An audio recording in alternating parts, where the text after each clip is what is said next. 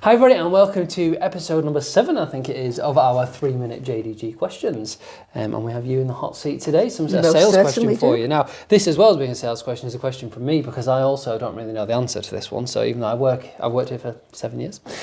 So what's the difference, please, between multi-agency and sole agency when it comes to selling a property? Josh. Okay, just to make it clear, Josh heads up the letting side of the business and I'm on sales. Right, so sole agency. Think of it sole one.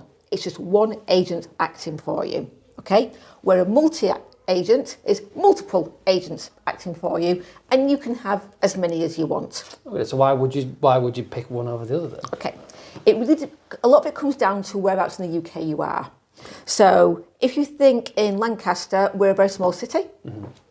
Morecambe, a small town, so there's no real benefit of having a multi-agent. You're much better going sole agencies, you can build a much better rapport, you can control the diary and the viewings much better, and you don't end up with different agents trying to argue with each other as to who's got the best buyer for you and so forth. Makes sense, yeah.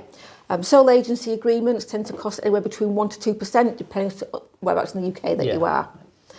Multi-agency works much better in big cities. So the obvious one, London, and it also works very well for, say, your large international properties. Okay. And this is because you've got multiple agents acting, so you've got a much wider pool of buyers, advertised in very different places. So an international, if you're selling a property in Miami, maybe an agent in France on French websites, an agent UK on UK websites, different target audiences. In this instance, though, you will pay a much, much higher commission fee. More work, I suppose. Yeah. And of course, you've got to really be able to coordinate diaries much better. So here in Lancaster, sole agencies really are the way to go forward. You just want to make sure that you interview your estate agent properly, to make sure that you're working with one that you feel happy and comfortable with and confident they'll do the best job for you.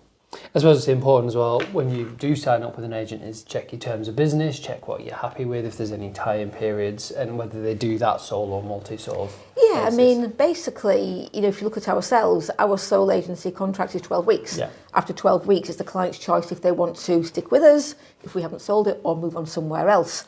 However, I was on a valuation last week, and the sole agency they'd signed was 26 weeks. Wow. Where if you don't actually like the agent, they're not performing the way they say they are going to, 6 months is actually quite a long time to be stuck with somebody. So read your contracts carefully. Yes. So if you have any other questions for Michelle, please don't hesitate to get in touch. Give us a buzz, 01524 843322, or you can drop an email. It's michelle@jdg.co.uk, and we'll be back next week with week number 8. Excellent.